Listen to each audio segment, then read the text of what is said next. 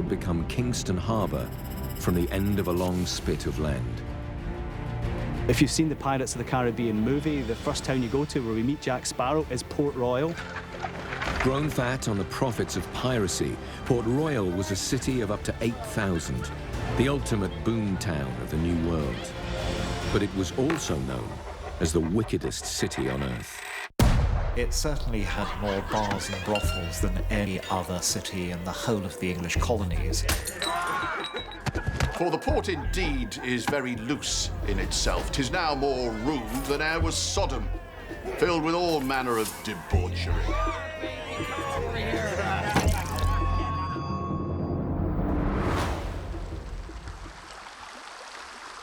On June the 7th, 1692, disaster struck Port Royal. A massive earthquake wiped 2/3 of the city off the map, sending it to the bottom of the sea.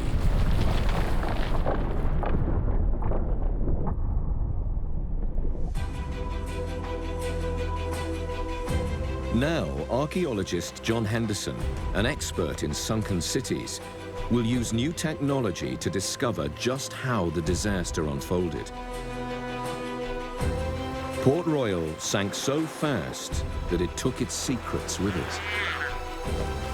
This is a true sunken city, but not only that, it's a catastrophic site. It went down so quickly that it sealed a moment in time. It's sometimes called the Pompeii of the New World. It's now underwater for us to discover, and that's really rare in archaeology. Using cutting-edge technology, John's mission is to rediscover the sunken city and create a precise digital model of its ruins. Data which will reveal how the city was torn apart in 2 minutes of terror. John's findings will support a bid for UNESCO World Heritage status, reinforcing Port Royal's global importance and help conserve the ruins for the future. It's a huge challenge, but if it works, the data will allow us to virtually drain the ocean, strip away millions of gallons of water, finally bringing the sunken city of Port Royal back into the light of day.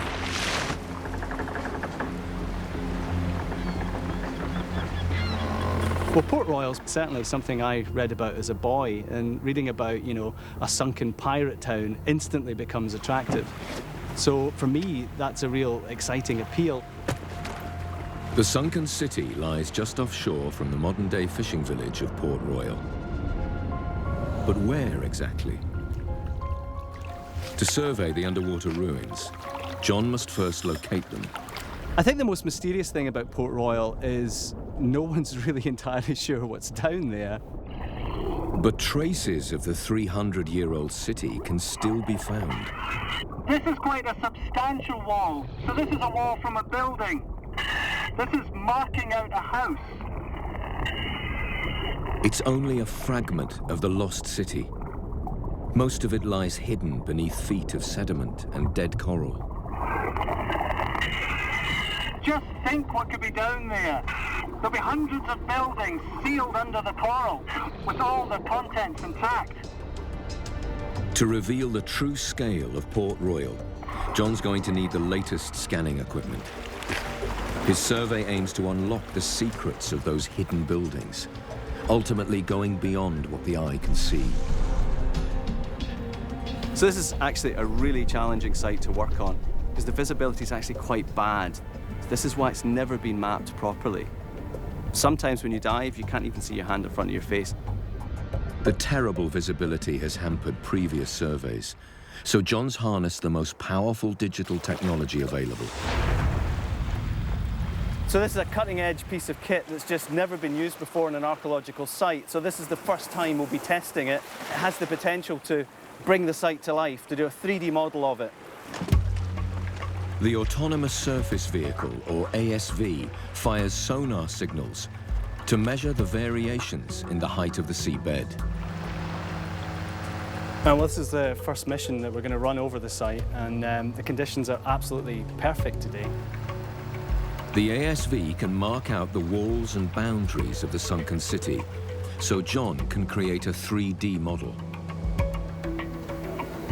So it'd be really good to see that data and see if we're actually picking up the buildings in 3D. But what did the lost city look like? A different technique can tell us. An autonomous underwater vehicle, or AUV, will capture thousands of images using a technique called photogrammetry. Together, both underwater drones will enable us to visualize the ruined city in high definition for the first time. It will unlock a new vision of Port Royal and reveal clues to the catastrophe that destroyed the city. This is no easy mission. Visibility is often atrocious, and the survey vessels are working in the mouth of a busy harbor. We should be hitting the site, the main part of the site now. But just hours into the survey, plans go badly wrong. A motorboat has strayed into the survey area. So there's a bit of an incident. We're trying to retrieve the vehicle. We don't know where it is right now because a boat came through and cut the line we're using to track it. So we have one of our guys out there looking to see if he can find it visually. Basically, a boat's hit the AUV and it's knocked the antenna off. The team discovers the damage is worse than they thought. Yeah, this is pretty much the worst case scenario. Yeah, we've lost the vehicle. The photo survey is incomplete, and the accident has written off $500,000 worth of equipment. Things are right off. We can't replace this thing. Not now. All we can do is come back. Pretty gutting. At least the first survey by the ASV has worked. The team are getting data on the depths of the seabed that will help them to map the lost city. Football fields. We've got the flat bit where you've got the survival of the sunken town itself. It's an encouraging start, but it's only half the data they need. John will have to return to complete the photo scanning of the lost city's buildings.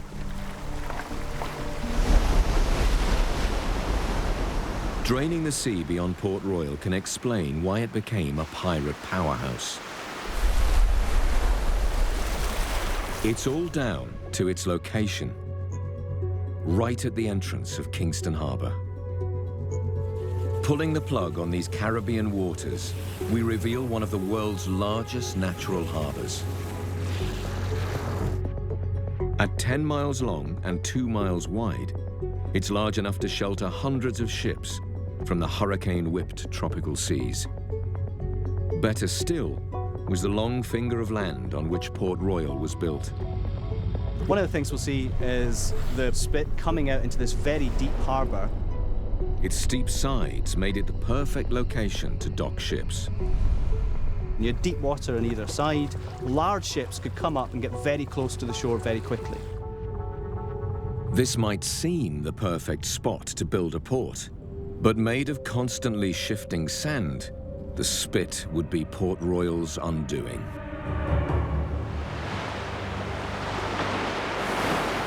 The main problem is there is no solid geology down there for a very long way. So in an earthquake, when that starts to shake, you're in trouble. I very much doubt that anybody in Port Royal realised they were sitting on a time bomb.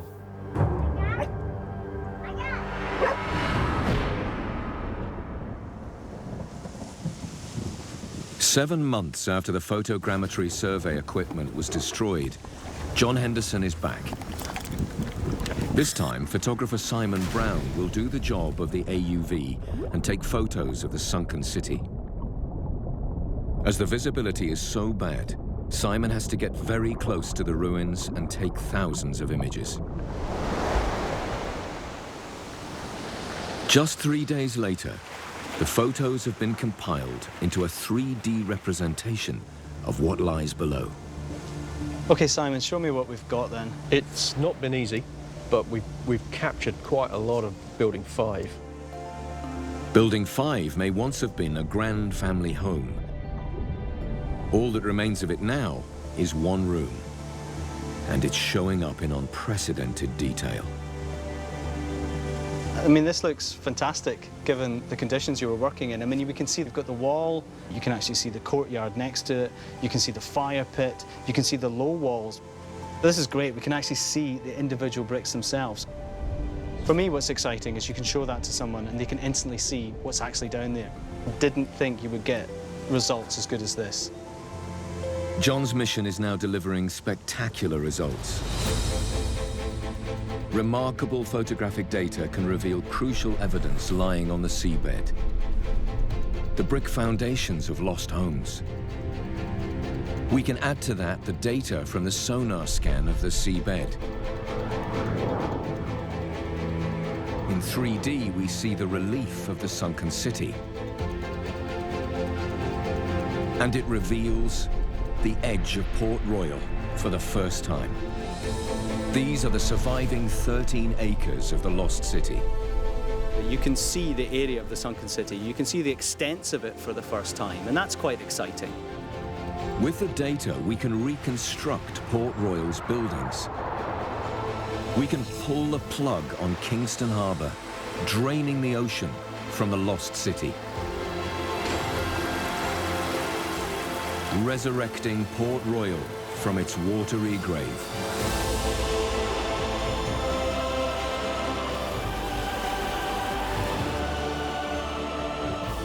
Sunlight can hit its streets once again.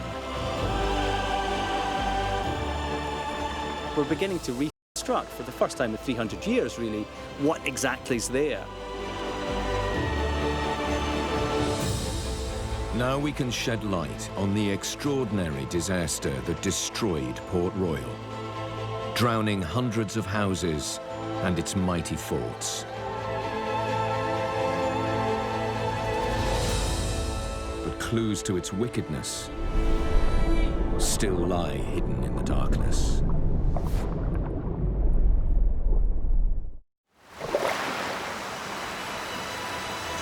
We're draining the ocean around Port Royal, the sunken pirate city. For the first time, we can see it in its entirety, since an earthquake sent it to the bottom of the sea 300 years ago. Now we can discover if this was the wickedest city on Earth. Since the 1950s, 3 archaeological expeditions have sifted Port Royal's underwater ruins to uncover its pirate past. And in the 1980s, a team discovered part of the fabric of the city itself. During that 10 years, we excavated 5 buildings pretty much completely. It was the most exciting excavation I've ever conducted. Now we can use science to map these discoveries. From 3 archaeological excavations, right across the sunken city. Thousands of relics from a lost world, all clues to Port Royal's cataclysmic final day. Because this is a catastrophic site, it sealed a whole range of goods that were being used at a particular moment in time. Each one is an insight into the 17th century world of Caribbean pirates. So we can get actual snapshots and glimpses into daily life. From pewter tableware to Chinese porcelain and signs of personal wealth. The archaeological record at Port Royal shows how quite rich it was, because usually towns in the New World are impoverished copies of those in Europe, whereas Port Royal actually stacks up against the capitals of Europe. But how did Port Royal grow so rich? The city was built from the wealth of stolen Spanish treasure. In the 1650s, England and Spain were at war.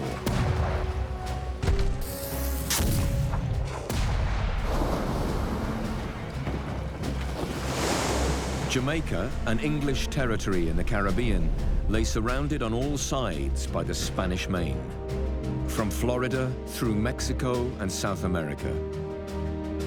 Port Royal on Jamaica's south coast began as a small outpost of the English Empire.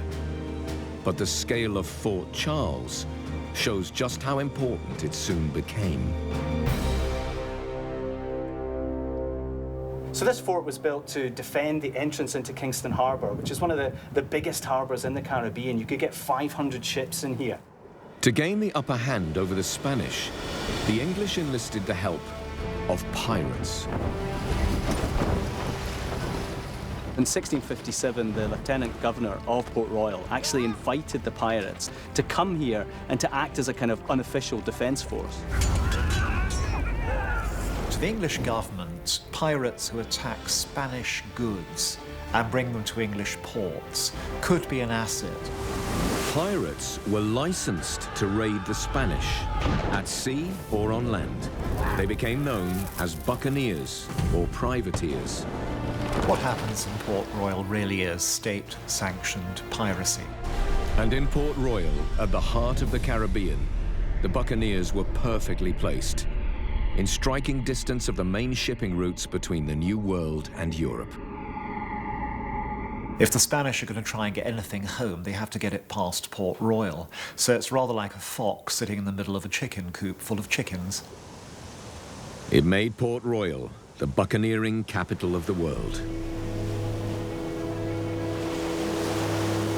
It's rumored that pirate treasure looted from the Spanish still survives in Port Royal. A silver communion service believed to have been raided from Panama in 1671. It's exactly the kind of thing that pirates would have been interested in. Silver, gold, anything that was valuable, that was grabbed in raids, that would then come through the docks of Port Royal. The merchants would get rich, the pirates would get rich, the local taverns would get rich. This is what Port Royal was based on. By agreement, the English crown took a quarter of the plunder. All the rest was shared between the pirates themselves. On one of the very first buccaneering expeditions, 1659, the fleet brought back the modern equivalent of $75 million US. The Spanish wealth that hits Port Royal in periodic waves is colossal.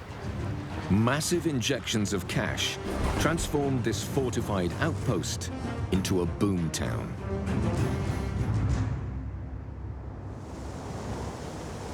Archaeologists have created plans of the lost city based on historical descriptions and maps.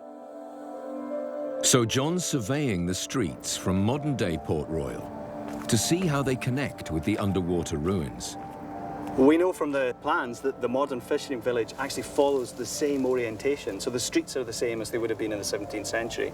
So Queen Street, which was one of the main thoroughfares, runs right down there and then it stops when it hits the sea. We know it continues on into the sunken city. Archaeologists have traced Queen Street, reaching out 300 feet under the sea. Mapping on the city plan, we can reveal its full scale. A dense network of streets, covering over 50 acres. All guarded by 3 imposing sea-facing forts. Inside the city walls, Port Royal was as crowded as 17th century London. If you are at Port Royal in the heyday, you would have come to a town which was absolutely crammed with people in this small area. Clues on the seabed reveal Port Royal's similarities to London, extended even to its architecture. You had this very same intensity of brick structures going up 3 and 4 stories, steeply pitched roofs, very, very narrow frontages, very deep lots, backyards, front yards. The drained city reveals as many as 2,000 brick and timber houses crammed around Port Royal streets. Home to a growing population that would reach almost 8,000 at its height. But the crowded, narrow streets would become a death trap when the earthquake struck. We're on a very enclosed, very overcrowded peninsula. We've got people living here side by side in 2 to 4 story dwellings. When the earthquake struck, there was nowhere to run. By the 1670s, Port Royal had become the Las Vegas of its time.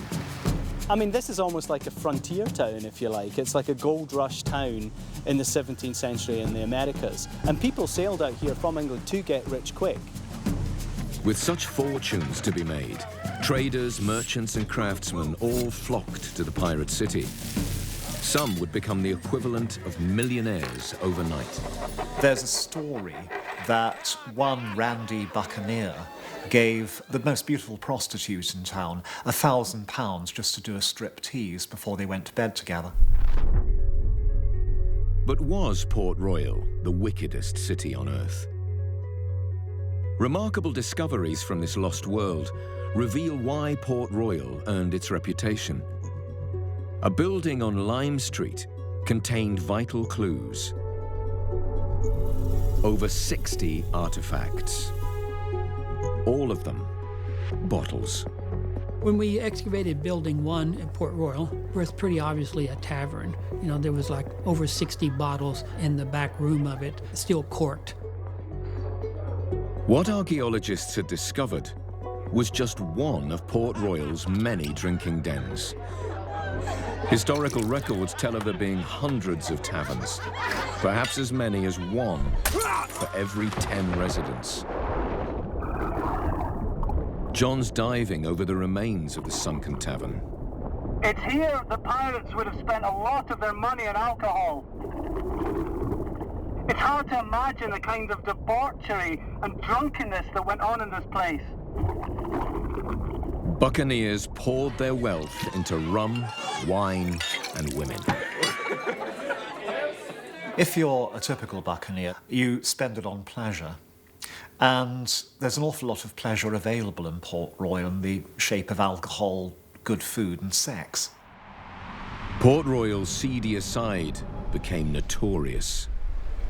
These taverns may fitly be called brothel houses. These were haunts of such a crew of vile strumpets and common prostitutes, 'tis almost impossible to civilize the town. In the 17th century world, it seemed that Port Royal was ripe for the wrath of God. Some even believed it deserved to be wiped from the face of the earth. But no one could have predicted the triple catastrophe that was to overtake it.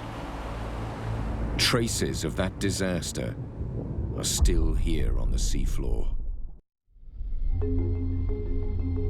We're draining the ocean from around Port Royal, revealing the most notorious pirate city the world has ever known, to shed new light on the triple catastrophe that sank the city beneath the sea in an extraordinary apocalyptic end. From the thousands of clues uncovered from the seabed, there is one chilling piece of evidence of when the earthquake struck. A 17th century pocket watch, its hands long since rusted in the sea. But closer analysis of the find revealed something intriguing. When it was x-rayed, it was seen that the hands had actually stopped at 11:43. Now, we know from the historical records that the earthquake apparently hit just before noon. And this has been taken by some to say that the hands of that watch stopped exactly when the earthquake struck. But what powerful natural forces set the earthquake in motion? To find the answer, we're draining the ocean not just from Port Royal, but from the whole of Jamaica, to reveal the source of the earthquake. It lies hidden in the dark, thousands of feet beneath the surface. As you drain the ocean from around Jamaica, what you see is these giant furrows in the seabed. They're fracture lines running east-west, and they're faults. They're earthquake fault lines. The faults form part of the boundary between two pieces of the Earth's crust, the North American plate and the Caribbean plate to the south. Both are constantly moving. It's a place where the gradual motions of the plate either side get snagged, stress builds up. Essentially, it's an earthquake zone. And Port Royal sits right in the middle of it. And in the case of 1692, that stress that had built up very, very gradually over time gets unleashed into this huge earthquake. As the stress in the Earth's crust is released, it propels a powerful seismic wave into the surroundings.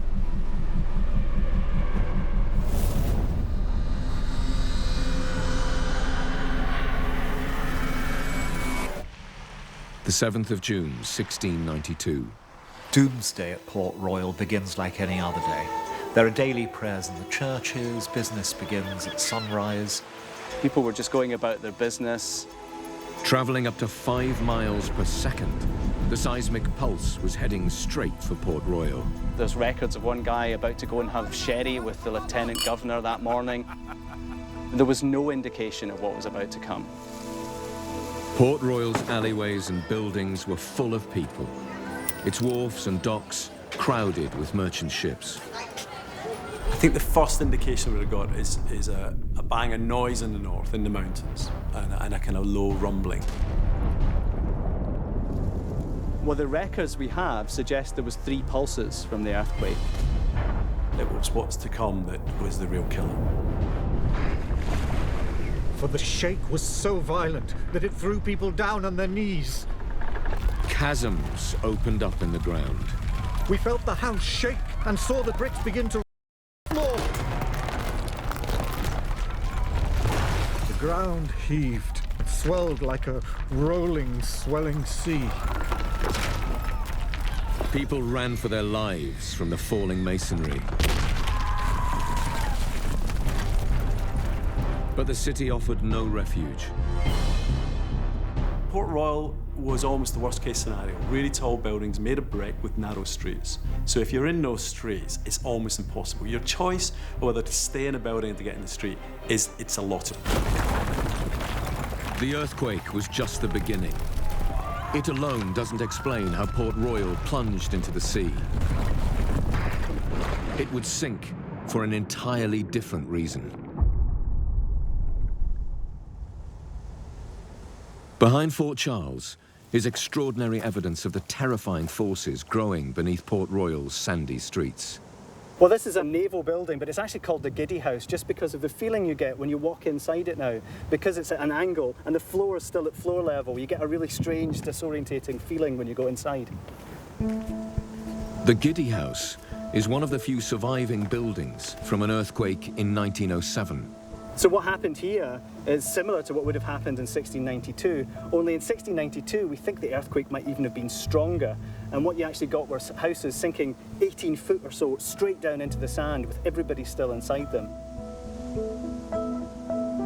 The climax in that Port Royal earthquake is the most extraordinary event, which we very, very rarely see in earthquakes, which is essentially the buildings which have been shaken and collapsing start to sink into the ground, and people with them.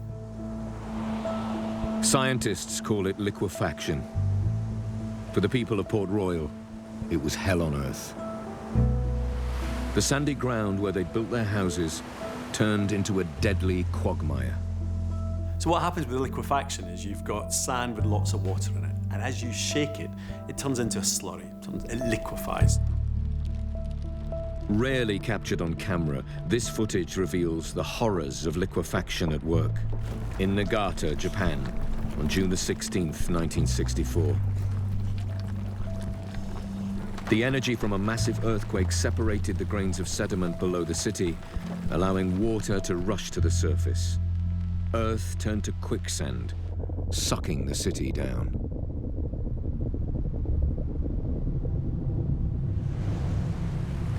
The unlucky people of Port Royal wouldn't have known how solid land can become liquid death. Just minutes into the earthquake, the second catastrophe unfolded. As the ground sheared open, water and sand erupted from it. The longer the ground shook, the more liquid the sand became. Grand houses, churches, taverns, and even Port Royal's forts sank like stones. Those houses, which but just now appeared the fairest and loftiest in these parts, were in a moment sunk down into the earth, and nothing was to be seen of them. Some people were trapped, half in the sand and half out.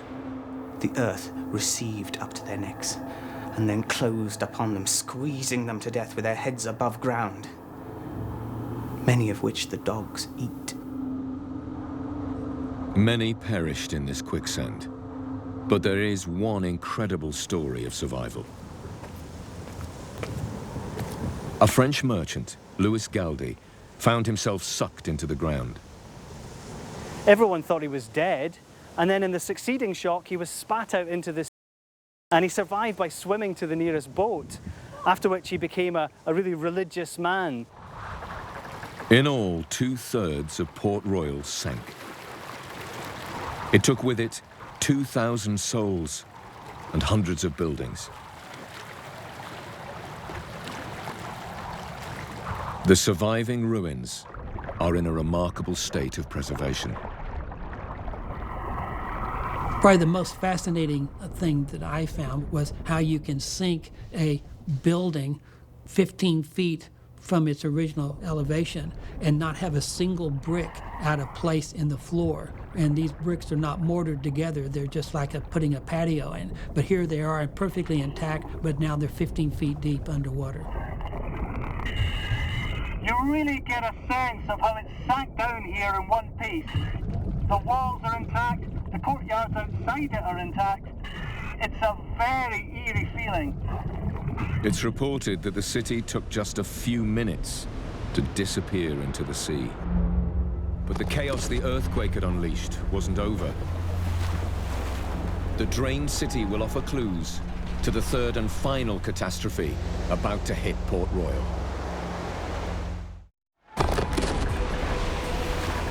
Port Royal was swallowed by the sea in minutes. Survivors saw their families, homes, and city sink beneath the waves.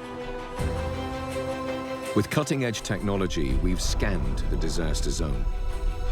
Thousands of archaeological discoveries were excavated here. Each one tells a story from the moments before Port Royal fell. People cooking at home, preparing lunch, taverns filling up with drinkers. On the drained lost city, we can reveal extraordinary evidence that the earthquake delivered one last shock to Port Royal.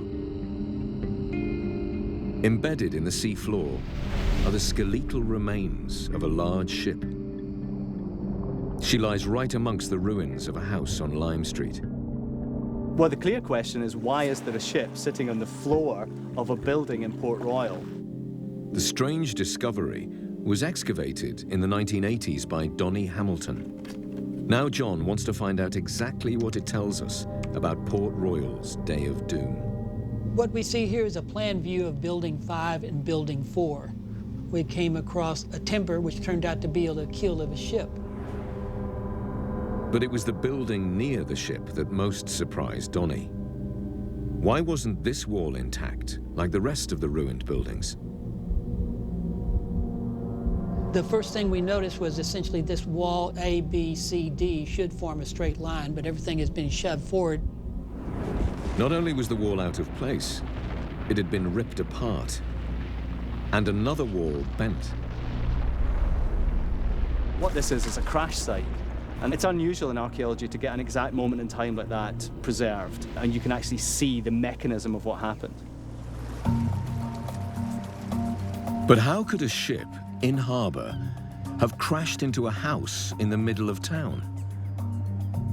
Would the identity of the stricken ship help solve the mystery?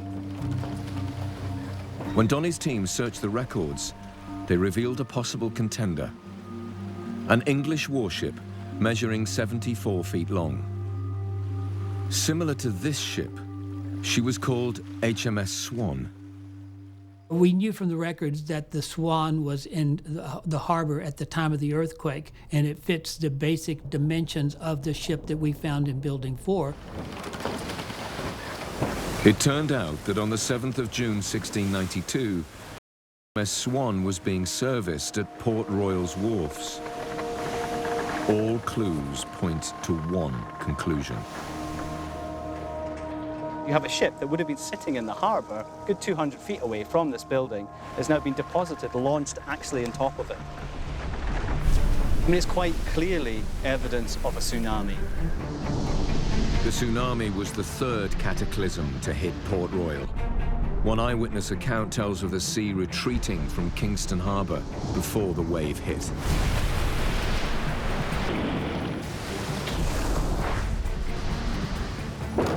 It was a wave similar to the tsunamis that devastated Japan in 2011 and Thailand in 2004.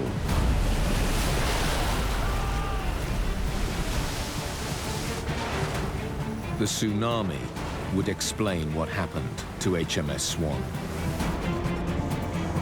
Now, for the first time, we can reveal her final journey. Empty of ballast, HMS Swan was like a cork on the mighty wave that crashed over Port Royal. She was hurled across the drowned city, washed down Queen Street, finally crashing into a house on Lime Street, piercing its walls with considerable force. The archaeologists have mapped out the fate of Port Royal. But there's one final mystery to solve that could shed further light on how the disaster unfolded. One of Port Royal's largest buildings seems to be missing from the seabed. Fort James. We know from maps that Fort James once sat prominently at the harbour entrance. So it should have shown up in the underwater survey. What's surprising from the 3D survey is there's not a rise or a mound where you would expect something substantial like a fort to be.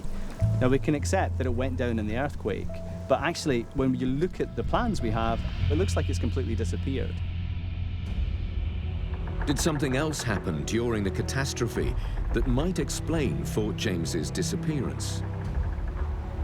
It's all the more mysterious given the scale of the building. Like Fort Charles, it was a formidable defense for England's largest settlement in the New World. So what other savage forces might have destroyed its mighty walls and ramparts? To find out, John wants to hunt for remains of the fort on the sea floor. So what I want to do is just go in the area where we think it is, and just see if we can see anything. Anything structural, walls, anything sticking up. If John finds anything, then photogrammetry expert Simon Brown will survey the area in detail. So we're looking for large boulders with straight edges, anything uniform shapes, anything man-made. John's following rumours from previous excavations of large blocks lying on the seabed. He's starting the search in deeper water, beyond the known limits of the sunken city. I think there's always been a mystery over where Fort James is, and we're hoping now with the technology that we have that we can at least get an impression of where those parts of the fort still lie and what actually happened to the fort. Any remnants he finds may hold clues to the final part of the disaster that wiped out Port Royal. It's not long before there's a discovery. Just had one of the marker buoys come up, and I heard on comms that John has found something. Could it be Fort James, the missing piece of the sunken city? Everybody looks. 시간이 흘러도 함께할 금융이 있다는 건 참 기분 좋은 일입니다. DB금융 네트워크. The earthquake that sank Port Royal doesn't explain why one of its largest buildings seems to be missing from the seabed. Now John Henderson may have found some remains of Fort James. So it's time for Simon to scan the site. If they've sent those two marker buoys up so quickly, I'm quite confident they found something that they're excited about. Down here we have these massive chunks of bricks, conglomerate and mortar. You can see that these are man-made. They have quite clear edges and right angles in places. Evidence suggests that this block isn't a natural feature of the seabed. So the team record and map the new discovery. Will the survey explain how the fort met its end? So all over the seabed, there's quite clearly big, massive chunks of structure, mortar and conglomerate. Definitely got bits of Fort James down there, and it's in pieces all over the seabed. It's like the structure's gone down and then been broken up by something. John's located Fort James for the first time. It's not where it should be on the sea floor. And there's very little left of it. What does it reveal about the disaster? So this is one of the sections that we managed to locate of what we believe to be Fort James. This is a scan of a large section of wall, a remnant of the mighty fort. Unlike the other buildings that sank, it's not intact. How did it end up smashed to pieces? When the earthquake hit, it slid into the harbour. It had the whole weight of the city behind it. It began to break up. Whereas other parts, liquefied, went straight down, this one was pushed over more, and then it got the full brunt of the tsunami, and that started to break it up into pieces. The obliteration of Fort James suggests that there was more than one tsunami. It was the cruel and final twist inflicted by the earthquake. And once again, its cause was down to Port Royal's location in Kingston Harbour. So the irony is you've got this harbour, this sheltered location, offers protection to boats from storms, and it ends up being absolutely lethal in the earthquake. Kingston Harbour amplified the tsunami. So you imagine this wave rushing into this little bay, and of course there's nowhere for it to go. In the harbour, the tsunami reflected off every shore, sending multiple waves smashing through the northern edge of the sunken city, breaking up Fort James and scattering it across the seafloor. It's almost like you've taken a bathtub and you're just shaking it around like that, and it's sloshing up here and sloshing up there. But it just adds to the terror and the frenzy of the whole event. Port Royal had been laid to waste by an earthquake, quicksand, and multiple tsunami waves. The disaster had left the city cut off from the mainland. All that remained was a devastated island and thousands of dead bodies. A multitude of whose corpses floated a great many days after from one side of the harbour to the other, caused such an intolerable stench that the dead were like to destroy the living. When news of the disaster arrived in Europe, it seemed that God had finally delivered his judgment on the wicked pirate city. When the news reaches the home country, there's quite a widespread feeling that the wickedest city in the English-speaking world has just got its just desserts. So it was seen as divine retribution. It was seen as just punishment for the lewd and terrible behaviour that took place in Port Royal. By this terrible judgment, God will make them reform their lives, for there was not a more ungodly people on the face of the earth. Port Royal never recovered its former glory. The trading jewel of the Caribbean had been wiped off the face of the earth. It's interesting to think if the earthquake hadn't actually struck here, that this place could have developed somewhere like Manhattan or somewhere like Hong Kong. But in the end, it was Port Royal's lethal location on an active fault zone and deadly quicksand that sealed its fate. The reality was that this was a city that the English had built in a place they shouldn't have built. So it was an event, a tragedy, a disaster that was brought on by humans, not by nature or God. John Henderson's work is the first complete underwater survey of the sunken pirate city. It may help secure UNESCO World Heritage status to protect the site from the ravages of nature. The sea is reclaiming the site again. It swallowed it up once and it wants it back.